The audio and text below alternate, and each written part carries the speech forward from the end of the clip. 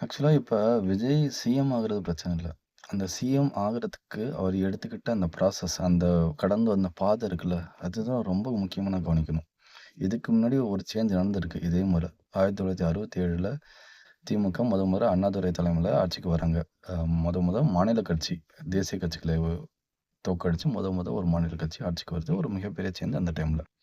அந்த ப்ராசஸ் வரதுக்கு முன்னாடி 1949லயே அந்த கட்சி ஆரம்பிச்சாச்சு. அதாவது கிட்டத்தட்ட 16, 17 வருஷம் களத்துல இருக்காங்க.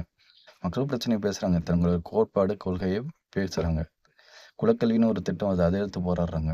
மும்மொழி கொள்கை திட்டம் வருது. அத எதிர்த்து போராடி இருமொழி கொள்கையா போராடி ஜெயிச்சு இருமொழி கொள்கையா மாத்துறாங்க. பெரிய போராட்டம் நடக்குது. அதுக்கப்புறம் அந்த கள்ளக்குடின்னு ஒரு ஊர டால்மியாபுரம்னு பேர மாத்துறாங்க. அத எதிர்த்து போராடி திரும்ப அத கள்ளக்குடின்னு பேர மாத்துறாங்க. இந்த மாரி பல போராட்டங்கள் பேசி, பேசி பண்ணி அந்த போராட்டங்கள வென்று தெரு தெருவா போய் அந்த அ அவர்கள் கொள்கையையும், கோட்பாட்டையும் பேசி, பேசி மக்களுடைய நம்பிக்கைய பெற்று, முதல்ல எம்எல்ஏ ஆகி, அதுக்கப்புறம் எதிர்க்கட்சி ஆகி, அதுக்கப்புறம் தான் 17 வருஷம் கழிச்சு முதலமைச்சர் நாற்காலில உட்கார்றாரு அண்ணாதுரை. அது ஒரு மிகப்பெரிய சேஞ்ச். இங்க என்ன சேஞ்ச் நடந்திருக்கு?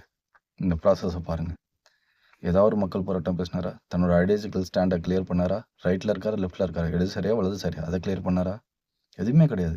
ஏதாவது ஒரு சட்ட எதிர்த்து இப்ப நெறைய சட்டங்கள் மக்களுக்கு எதிரான சட்டங்கள் மத்திய அரசு நமக்கு மேல திணிக்கிறாங்க. அத எதிர்த்து போராடி, இவ்வளோ பெரிய மக்கள் ஃபேன்ஸ் கூட்டம் அவங்க பக்கத்துல இருக்கு. அப்ப இருக்கும்போது அந்த ஃபேன்ஸ பயன்படுத்தி ஒரு போராட்டம் பண்ண தமிழ்நாடே ஸ்தம்பிக்க வச்சா, அந்த போராட்டத்துல வென்றுட்டு வந்து, "இங்க பாரு உனக்காக நின்னு இந்த போராட்டத்த ஜெயிச்சு இந்த சட்டத்த நான் திரும்ப அங்க வச்சிருக்கேன். எனக்கு ஓட்டு போடு." அப்படின்னு கேட்டாரா? இல்ல. அதான் பிரச்சனை. பாதி நேரம் பிரச்சாரத்துக்கே வரல. இருந்தாலுமே அவருக்கு ஓட்டு போட்டு சிஎம் ஆயிட்டாரு. இப்ப இதுல என்ன பிரச்சனைன்னா, அக்கவுண்டபிலிட்டி அப்படிங்கிற கேள்வி இருக்காது. கேள்வியே கேட்க முடியாது விஜய. ஏன்னா, அவங்கள வந்து ஒரு டெமிகாட் கல்ட் அந்த லெவலுக்கு கொண்டு போயிட்டாங்க. கிட்டத்தட்ட ஒரு கடவுள் லெவலுக்கு கொண்டு போயிட்டாங்க மக்கள். நீ எதுவுமே செய்யலனாலும் நான் உன்ன ஓட்டு போட்டு எனக்கு வந்து சிஎம் ஆக்கிடுவேன்.